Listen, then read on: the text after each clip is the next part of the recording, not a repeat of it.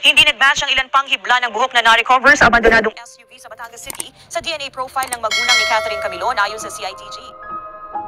Isa pang hinihinalang anggulo ang lumabas matapos madiskubre ng ilang investigador ang bagay na ito. Totoo nga bang hindi talaga si Catherine Camilon ang babaeng nililipat sa pulang SUV? At kanino nga ba talaga ang hibla ng buhok na natagpuan sa sasakyan? Ano nga ba ang bagong katotohanan sa bagong anggulo na natagpuan sa loob nito?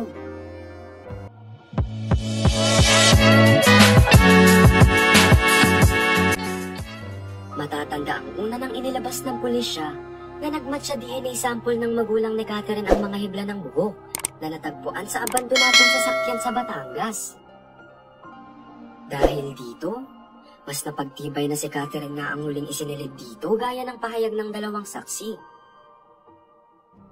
Na silang nakakita nung gabi na yun sa dugo ang dalaga na nilipat sa pulang kotse. Ngunit ngayon ay may bagong pahayag na hindi pala nagmatch sa magulang ni Catherine ang mga hibla ng buhok. Ano na nga ba talaga ang paniniwalaan? Ayon sa CIDG, ilan pang hibla ng buhok na na-recover sa abandonadong SUV ay hindi nagmatch sa DNA profile ng pamilya ng dalaga. Inaalam pa ng mga otoridad kung sino ang posibleng makuhanan ng biological evidences na posibleng magmatch sa iba pang DNA sample na nakita sa SUV. May iba pa kasing hibla ng buhok na hindi nagmatch sa mga magulang ni Catherine. Ayon sa CIDG, posibleng ang ilang hibla ng buhok ay sa mga suspect na naglipat sa biktima.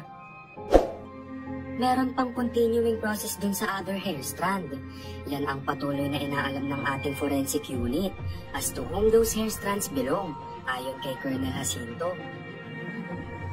Hanggang ngayon ay naghihintay pa rin umano sila sa resulta kaugnay dito.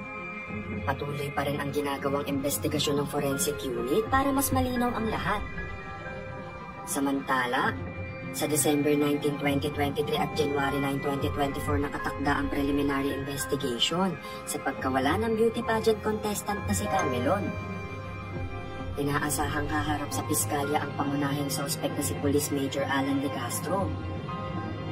Kasama na rin ang dalawang saksi na silang naging dahilan para mas dumali ang investigasyon.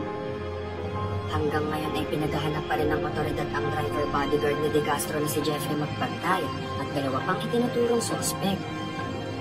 Sa kabilang banda, sinampahan na rin ng kasong carnapping ang dalawang sibilyan na huling may-ari ng SUV na gamit ni Camilon bago siya mawala.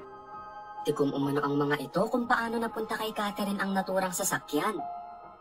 Hinahanap pa rin ngayon ang SUV na ginamit ni Catherine noong huli siyang umalis bago mawala.